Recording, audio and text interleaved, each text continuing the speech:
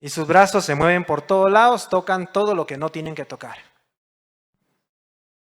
Pero yo le digo lo que está escrito a los jóvenes en la Biblia. Más te vale entrar manco al reino de los cielos que con los dos brazos, pero al infierno. Eso no lo digo yo, lo dice la palabra de Dios. También hay hombres y mujeres que tienen problemas con la pornografía. Y no solamente se da en el adulto, sino que también se da en los jóvenes. Y mientras la esposa duerme, posiblemente el marido viene y usa el internet para buscar pornografía. ¿Sí? Y la Biblia dice algo al respecto a esto también. Dice que más vale que entremos sin un ojo, tuertos, al reino de los cielos, que con los dos, pero al infierno. O sea que todo es cuestión de qué quiere usted. ¿Quiere juicio o quiere recompensa?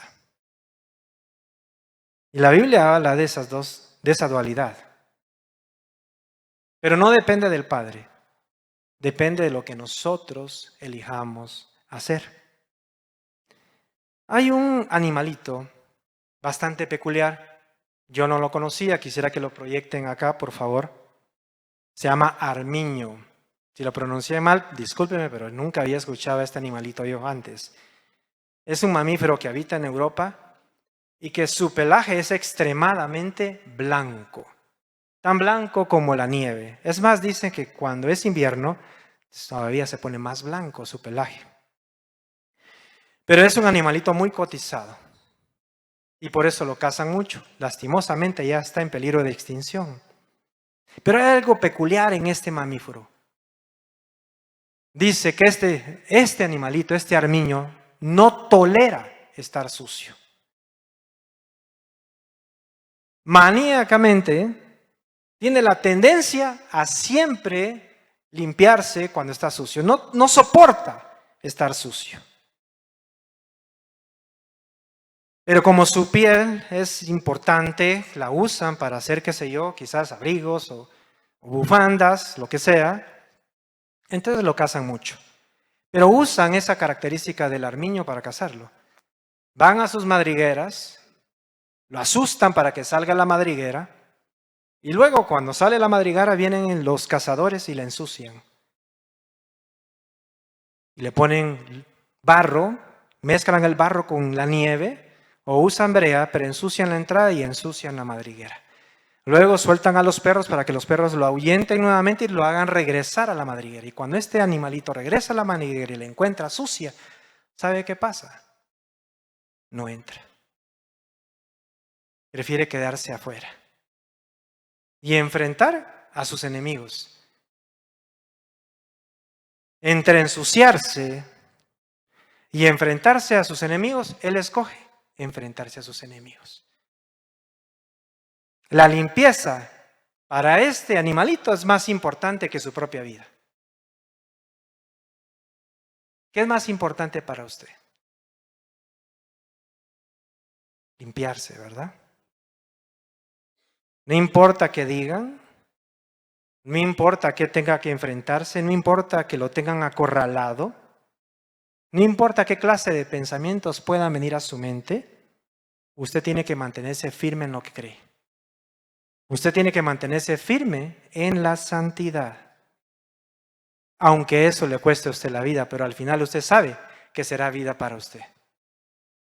Que ese no será su fin. Así es que todos tenemos la responsabilidad como hijos de Dios de ser santos. Pero como mi tema habla sobre la crianza de los hijos, el padre y la madre tienen un rol bastante importante. Tienen una responsabilidad mayor, no solamente por ellos mismos, sino que obviamente con sus hijos. Ellos son los responsables hasta cierto punto de procurar que sus hijos se mantengan limpios. Y de eso es lo que hoy vamos a hablar. No hace mucho recordamos una historia que está en la Biblia que hablaba acerca de cuando Dios había decidido destruir a las dos ciudades de pecado. ¿Cuáles son esas? Sodoma y Gomorra.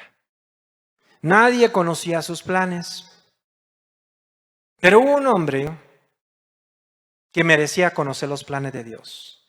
La gente que estaba en Sodoma y Gomorra pecaban deliberadamente y a ellos les iba a tomar por sorpresa el plan que Dios ya tenía destinado. Pero este hombre era diferente. Este hombre tenía algo distinto.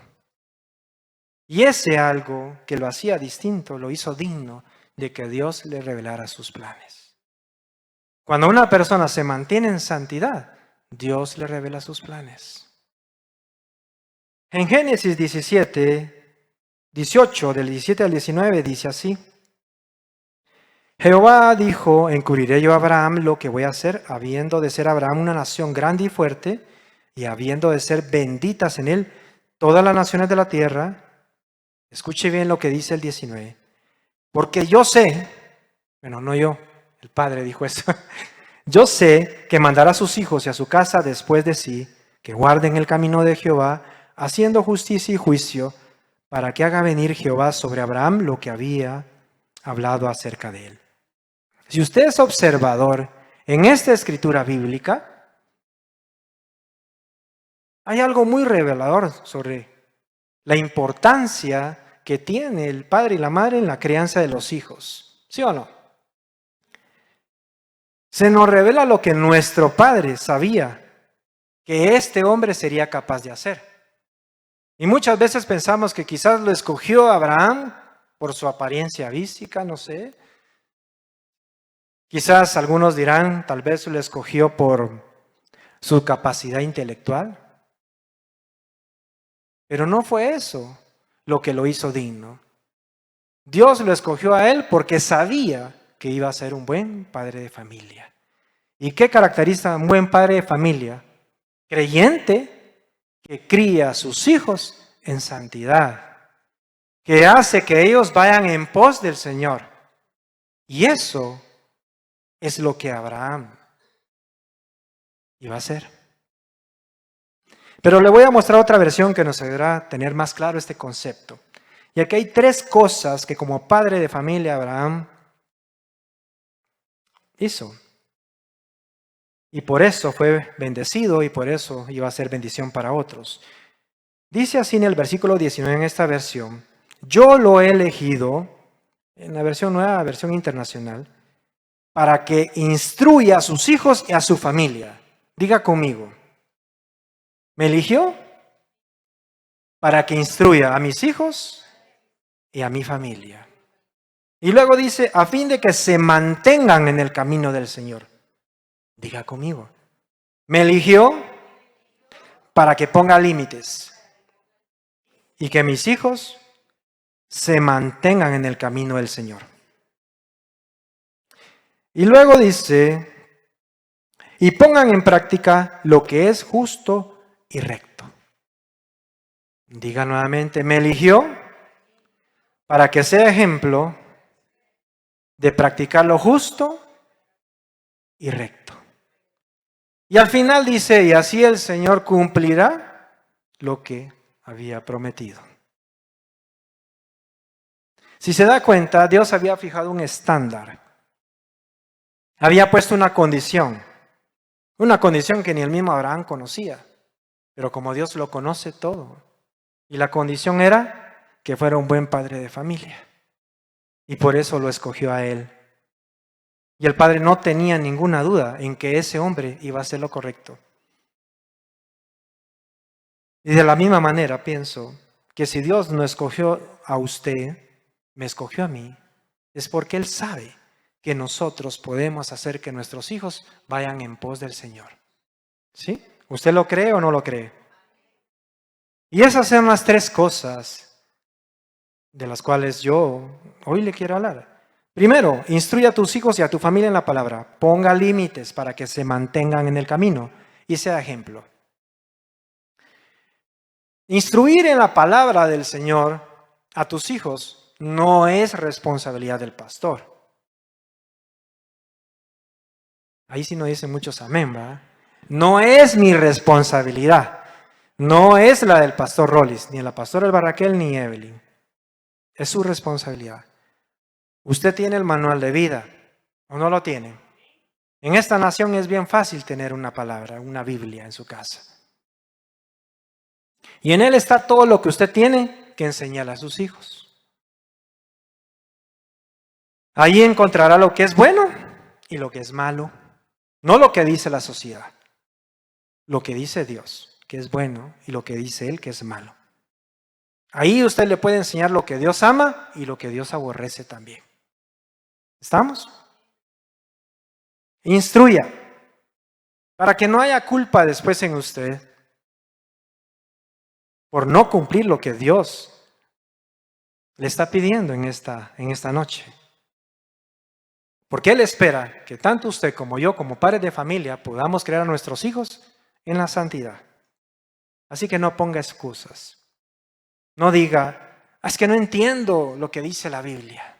Si no le entiende, búsquese una versión del lenguaje popular, que hay muchísimas.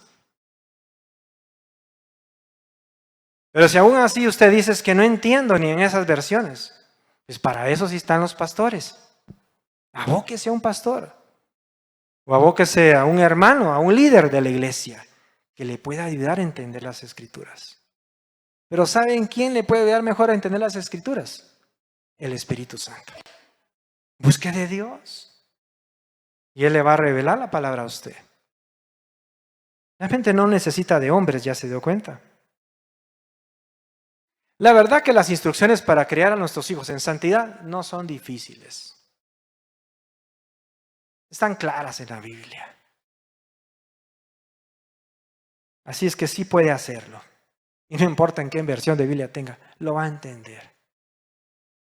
Usted debe y usted puede hacerlo. Efesios 6:4 dice, y ustedes, padres, no hagan enojar a sus hijos, más bien edúquenlos, ¿sí? Y denles enseñanzas cristianas. Cuando no educamos en las enseñanzas cristianas y después les llamamos la atención, sí, seguramente los vamos a hacer enojar, que es lo que está diciendo aquí el texto, ¿verdad? ¿Por qué se van a enojar? Porque no conocen lo bueno y no conocen lo malo, porque usted no se los ha enseñado. Y cuando no hay instrucción, puede haber rebeldía en el corazón del hijo, porque no entiende por qué usted le está llamando la atención. No entiende por qué usted lo está castigando. Por eso es que no puede haber corrección o disciplina si no hay primero instrucción de parte del Padre. ¿Estamos? Pero ¿cómo va a corregir? Corríjalo con la palabra. Acompáñame a Proverbios 19:18. Dice así, corrige a tu hijo mientras hay esperanza, pero no desee tu alma causarle la muerte. ¿Cuánto le desean la muerte a su hijo? No, de veras. ¿Cuántos quieren que su hijo muera? ¿Le ha enseñado usted la palabra? Porque si no lo ha hecho, usted le está deseando la muerte.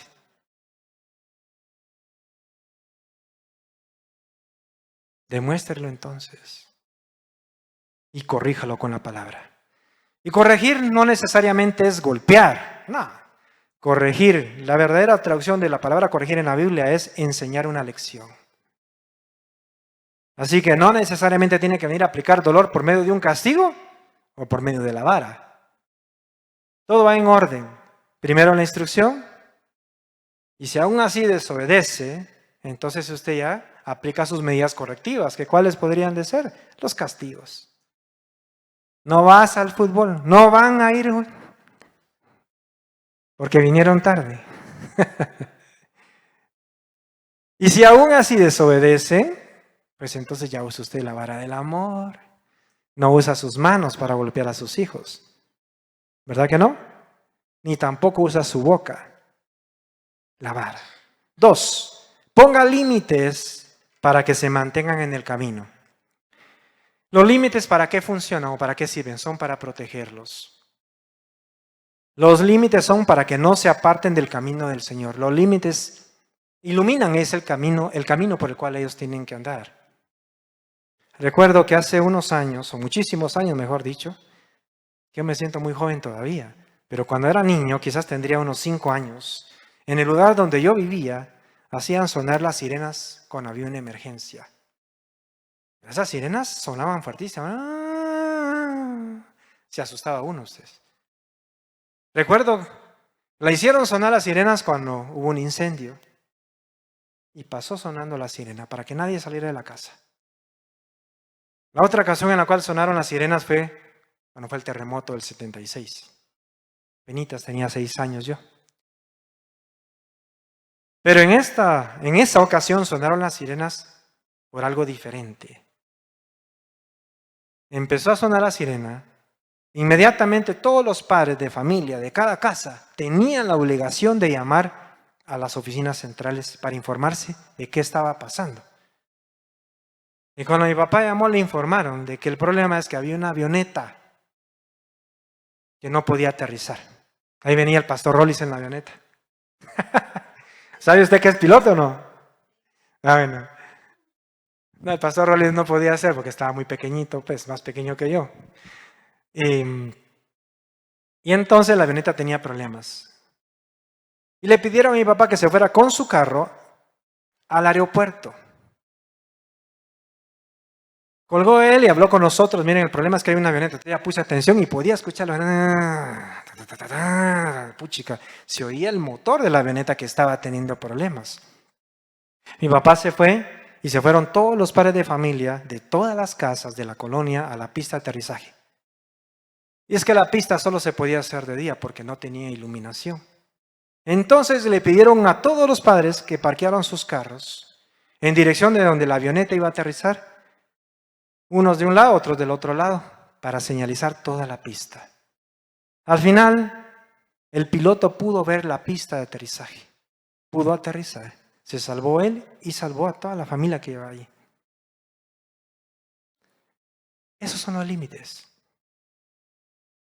Los límites son necesarios porque le van a salvar la vida a tus hijos. ¿Cuántos lo cree? Usted tiene que iluminar el camino de sus hijos, sobre todo en aquellos momentos de oscuridad, porque van a venir momentos donde no va a haber tanta luz. Y estos límites están en la palabra de Dios. Son los límites que usted tiene que enseñarle a sus hijos. Pero también hay límites que usted puede aplicar en casa, pues, que no necesariamente los va a encontrar en la Biblia. No se haga el chiquito, pues, porque a veces queremos que todo esté en la Biblia. La Biblia no dice que usted tiene que ir a hacer sus necesidades a un baño, sí dice eso. ¿Verdad que no? Pero se entiende que lo tiene que ir a hacer a ese lugar, porque hay un lugar específico. De la misma manera, usted tiene que poner límites a sus hijos para que busquen de Dios y se congreguen sin falta en la casa del Señor. ¿O no es así? Límites para que no le falten el respeto a usted, que no le falten el respeto a sus padres. Si usted los ama, usted les va a enseñar a honrarlo. ¿O no dice la Biblia que los hijos que honran a sus padres tienen larga vida y les va bien en la vida? ¿Sí?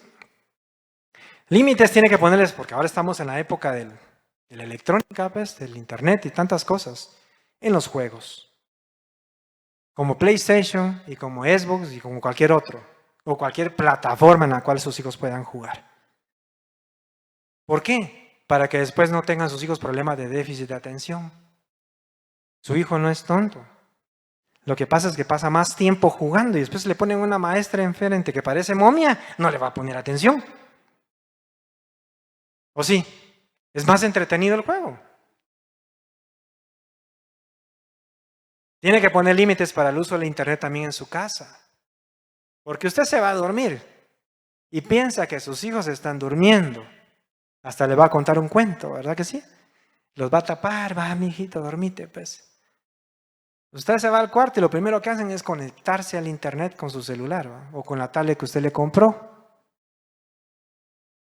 ¿Y qué le cree que está haciendo a esa hora de la noche? Jugando o viendo pornografía, pues. Yo le compré un dispositivo a mis hijos que lo aman, que controla el Wi-Fi cuando estaban más pequeños y lo ponía para que a cierto horario se cortara el internet en la casa. Pero lo hice porque los amo.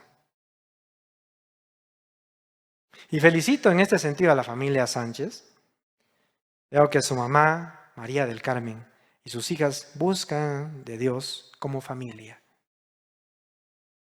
Seguramente ella ha puesto esos límites a sus hijas. Pero aquí los vemos, en el ayuno aquí están, con sus hijas, en familia. En las reuniones de oración aquí están también. En los servicios aquí están en familia. Y cuando están adorando, adoran en familia. Y ahora sus hijas le sirven a Dios en la danza. ¿Sabe? No es fácil poner límites. No es fácil. Sobre todo en este tiempo. Porque en este tiempo la gente no acepta límites. No quiere límites. Las costumbres de otras naciones a nosotros nos han influido muchísimo. En esas naciones que son desarrolladas, no hay límites. En esas naciones, un papá no le puede limitar a su hijo nada. Ni siquiera lo puede guiar en sus preferencias.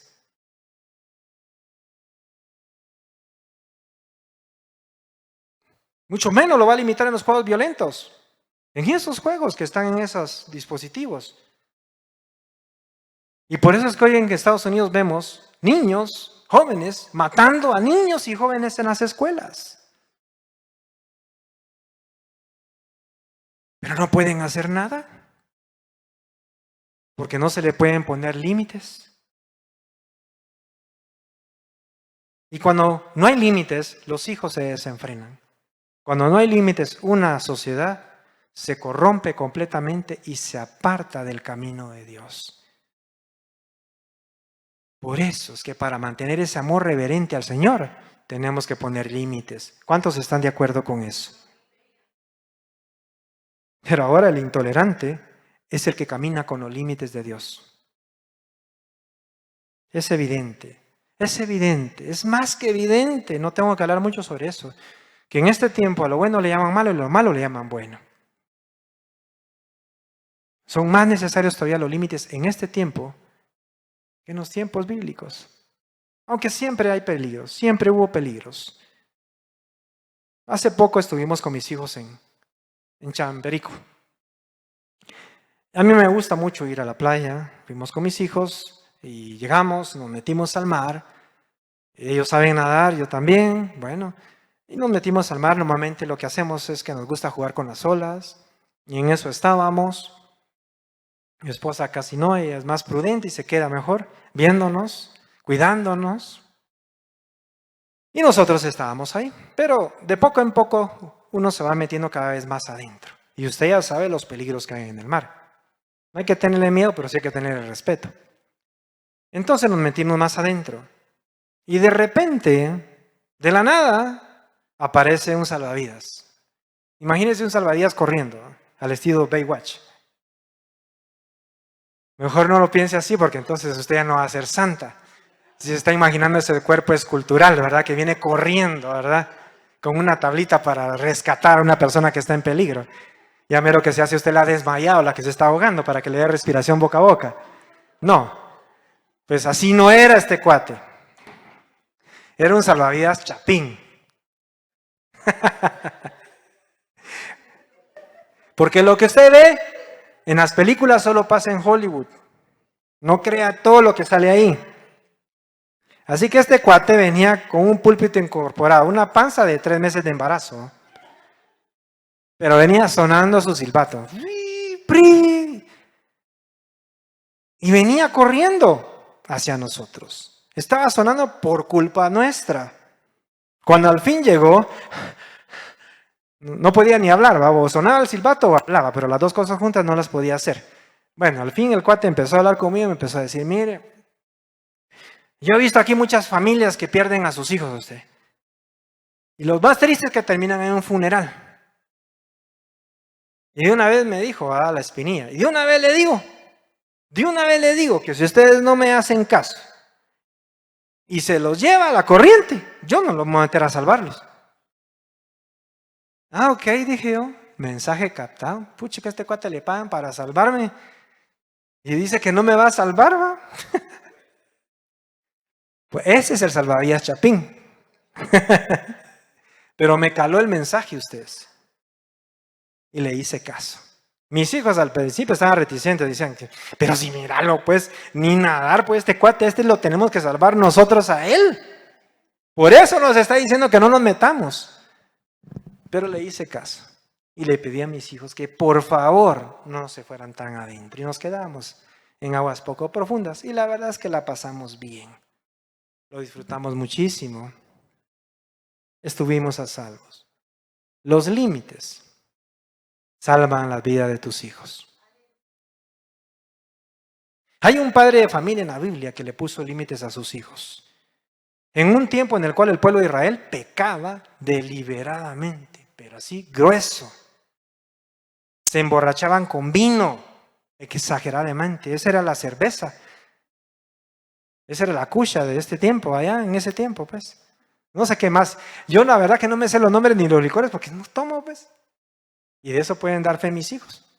Jamás han visto que yo tome una sola gota de alcohol de nada, pero ni de vino. Solo para la Santa Cena lo consumo. Pero ellos, sí, en ese tiempo pecaban deliberadamente. Se habían mezclado y habían aceptado las costumbres de otros pueblos.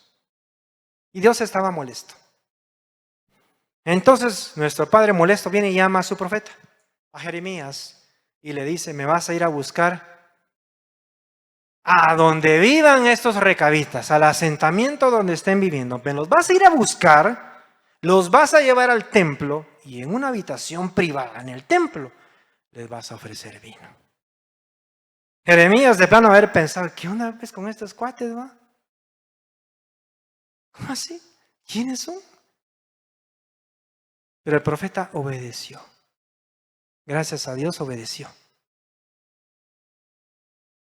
Los encontró, los llevó al templo, los metió a la habitación y dice la Biblia que no les puso una copita, jarras llenas de vino. Ahí enfrente. Y no se llevó a uno, se llevó a toda la familia.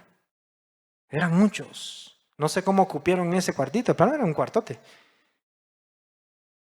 Y cuando estaban ahí, les dice el profeta Jeremías, sírvanse por favor. Esto es para ustedes.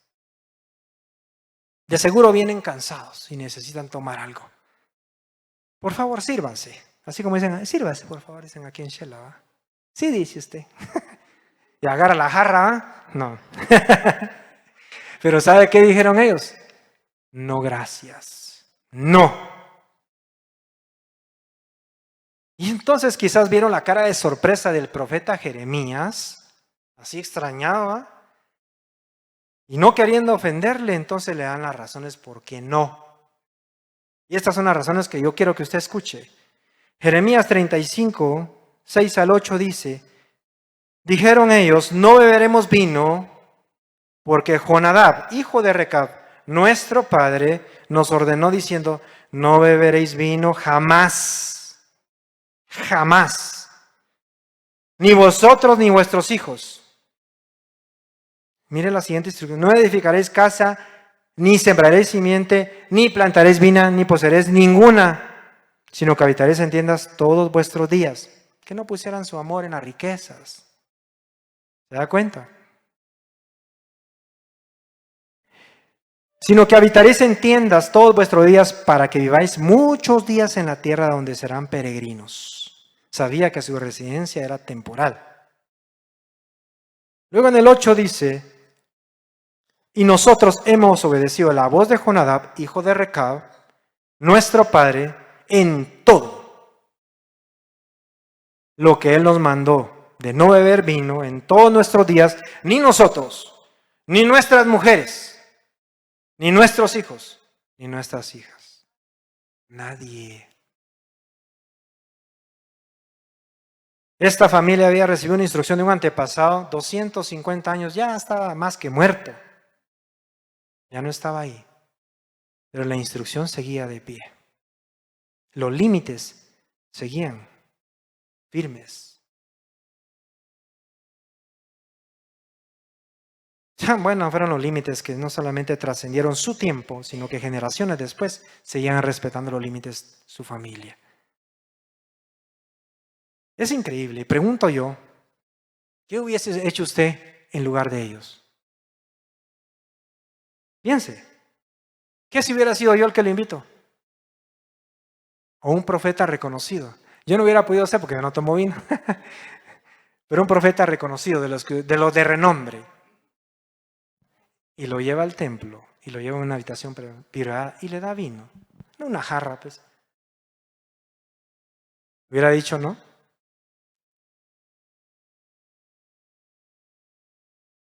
Quizás hubiera dicho usted, hubiera pensado, como Ben Chapín, una no hace daño. ¿A qué no? Una no es ninguna, dicen aquí, ¿verdad? Que ya tiene experiencia en eso. Es que no puedo faltarle el respeto al ungido de Dios. Dios me libre de contrariar al siervo. Padres, hijos, familia, sea quien sea que le ofrezca a usted algo que está fuera de la palabra de Dios, que vaya en contra de los principios que Él ha establecido, usted tiene que decir no. ¿Estamos? Y nuestro Padre después ejecutó una sentencia, nuevamente, según las obras de sus hijos en ese tiempo. Obviamente, el pueblo de Israel que pecaba deliberadamente, ¿sabe qué recibió? Juicio. Si no me cree, acompáñeme acá. Jeremías 35, 17. Por tanto, así ha dicho Jehová, Dios de los ejércitos, Dios de Israel, he aquí traeré yo sobre Judá y sobre todos los moradores de Jerusalén todo el mal que en contra de ellos he hablado, porque les hablé y no oyeron. Los llamé y no han respondido. ¿A usted ya lo llamaron o no?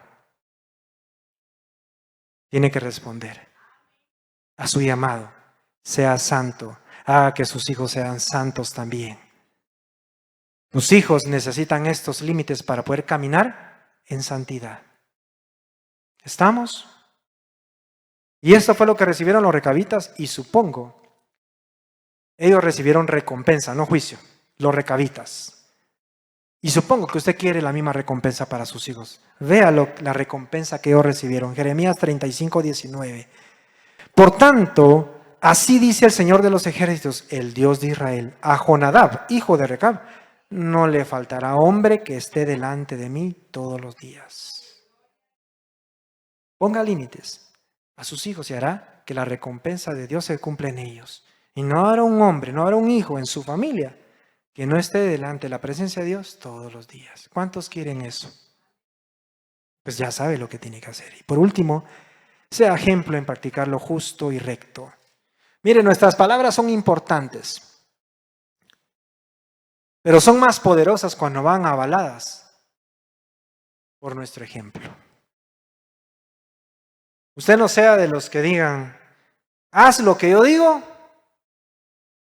pero no lo que yo hago. Eso lo dijo Jesús y se lo dijo a los fariseos, a los religiosos. No sea religioso, pues. Pregunto, ¿está haciendo usted un buen ejemplo? ¿Qué están viendo sus hijos en usted? ¿Están viendo acaso que usted no puede con el licor? ¿Que después de una va a otra? ¿Y a puro tomate se embriaga? Tomate una, tomate otra.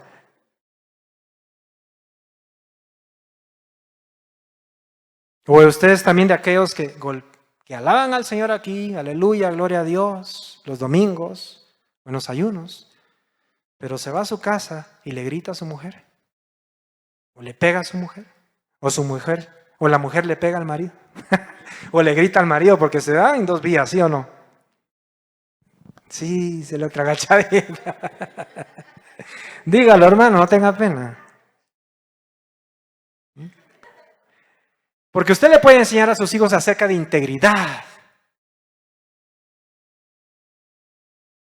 Pero ¿qué pasa si el día de mañana de repente usted va al banco a cobrar su cheque y la empleada del banco por error, en vez de darle lo que a usted le correspondía, lo que estaba escrito en el cheque, le da 500 quetzales de más?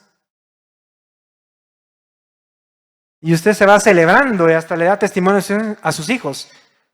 Eso es Dios. Gloria a Dios por esta bendición. Él sabía la necesidad que yo tengo. Usted se ríe, pero ¿hay fariseos así? Aquí no, por supuesto, pero los hay. Alguien dijo, las palabras convencen, pero el ejemplo arrasa.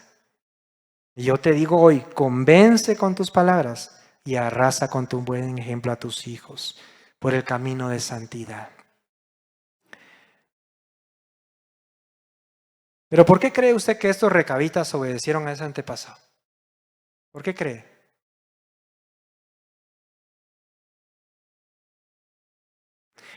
Y es que Recabe era un hombre de una sola pieza. Era íntegro. Él no solamente hablaba, no solamente predicaba, no solamente enseñaba, sino que practicaba lo que decía. Y su ejemplo arrasó a generaciones. Ese es el poder del ejemplo. Es capaz de arrasar con generaciones. Y eso está en 2 Reyes 10. Pero no lo lea. Ya el tiempo avanzó. Dice que este varón tenía celo por Jehová. Y el celo en la Biblia se traduce en insistente devoción exclusiva hacia Dios. Eso es celo. Y ese es el celo que tenemos que mostrar nosotros. Ese es el ejemplo que tenemos que darle nosotros a nuestros hijos. Una insistente devoción hacia Dios. No que le estén empujando, pues. No que le estén recordando a cada rato, ahí se acuerda que tenemos servicio tal día, tenemos ayuno. Ese no es celo. Esa es negligencia. Pero si usted tiene celo por Dios, usted va a arrastrar a sus hijos. La Biblia dice en Santiago 3:13, ¿quién es sabio y entendido entre nosotros? ¿Quién es sabio? Entonces demuéstrelo con su buena conducta, mediante obras hechas con la humildad que le da la sabiduría. ¿Se da cuenta qué importante es el rol del padre de familia en la crianza de los hijos para que no se aparten del camino del Señor, porque se mantengan en santidad? Y al final nosotros vamos a rendir cuentas sobre nuestros hijos. Ellos son la herencia que Dios nos ha dado en nuestras manos, pero no para que la destruyamos, no para que la malgastemos, no para que la apartemos de Dios, porque es de Él, son de Él. Es para que les enseñemos, para que los guiemos y para que les mostremos el camino de santidad. Póngase de pie. Vamos a terminar adorando a Dios. Gracias, Señor. Gracias por tu pueblo, Señor. Gracias porque yo sé que esta palabra está cayendo y cayó, Señor, en buena tierra y va a dar frutos, Señor. Esta palabra queda en sus corazones y vienen cambios, Señor, para tu iglesia. Vienen cambios para tu remanente, Señor, que va a ser fiel. Un remanente que va a escoger mantenerse limpio y dar su vida antes que dejarse de vencer por lo que el mundo y la sociedad dice que es bueno. Un remanente, Señor, que te adora en espíritu y en verdad. No un remanente que solo te va a adorar de labios y su corazón va a estar lejos de ti. No, vamos a ser una iglesia íntegra que vamos a confesar con nuestra boca a Dios, a su palabra, pero la vamos a atesorar en nuestro corazón. Vamos a ser hacedores, no solamente oidores. Pero no, yo no te prediqué hoy para que te sientas acusado. No. Quiero ser más como tú. Quizás ignoraba muchas cosas antes de venir al Señor. Y Dios lo sabe. Dios lo sabe.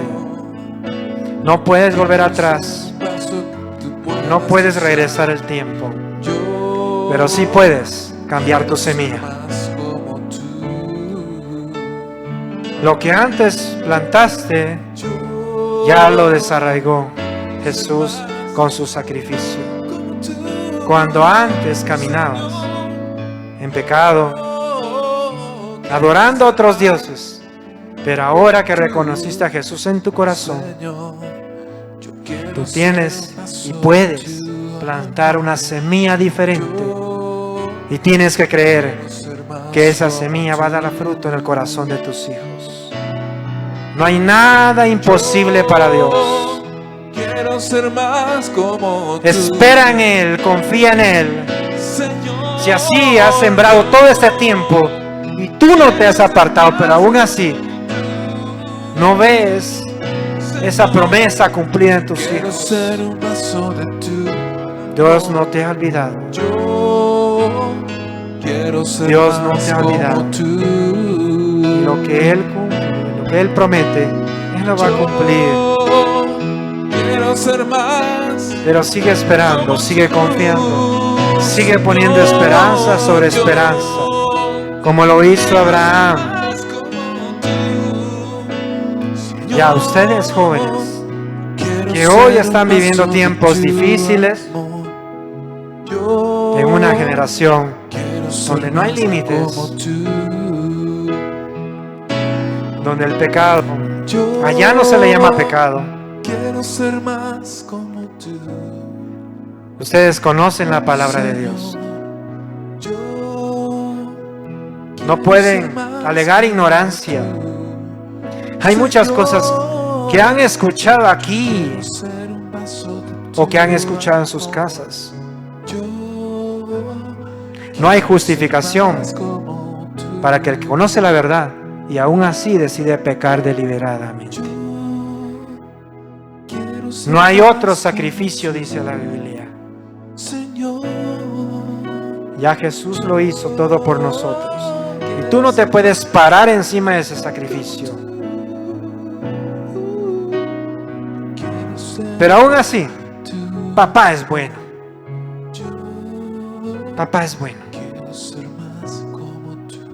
Y en este tiempo de gracia, no es oportunidad para seguir pecando, sino que en este tiempo de gracia es porque Dios ha determinado un tiempo para que muchos procedan al arrepentimiento. Aún tienes tiempo. Así que cierra tus ojos en donde estás. Y si hay cosas que tú has hecho que sabes que no son correctas, pídele perdón a Dios. Levanta tus brazos, abre tu corazón y sé sincero con Dios. Él ama la verdad. Aunque ya la conoce, necesita escuchar de tu boca, de tus labios, que reconozcas que te has equivocado y pide perdón. Nuestro Padre que es bueno, que es misericordioso, te va a extender su misericordia y te va a perdonar. Pero así como Jesús hizo muchos milagros, y ahí están en la Biblia escritos, y a muchos que sanó le decía después, no peques más. Dios te perdona, pero no peques más. Porque así como venía el plan de Dios sorpresivamente sobre estas dos ciudades, así también vendrá un día Nadie conoce el tiempo. Nadie sabe cuándo sucederá, pero sucederá.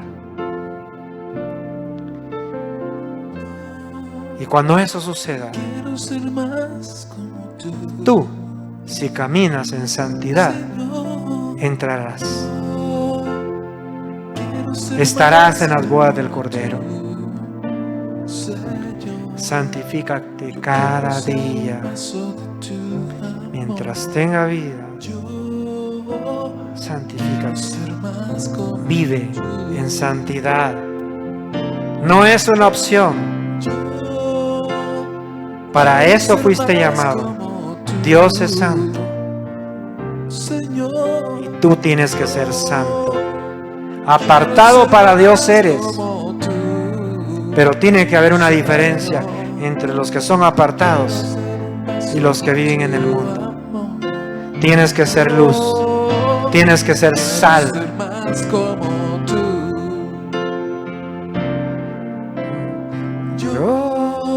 Gracias, Señor. Bendice a tu pueblo, Señor. Espíritu Santo, Señor, llena sus corazones. Redarguye, Señor, de pecado aquel que necesita arrepentirse. Y dale las fuerzas. Pon el querer como el hacer en ellos, para que escojan siempre hacer lo bueno, lo correcto, lo que es digno. Ayúdanos, Señor, a mantenernos firmes, a no caer, a no apartarnos, Señor. No queremos, Padre, renunciar a nuestra residencia eterna contigo por esta residencia temporal que no nos ofrece nada, Señor, nada bueno. Ponemos nuestra mirada en ti. Gracias, Padre, gracias, Hijo, y gracias, Espíritu Santo. Y cántale al Señor, adórelo. quiero ser más como tú.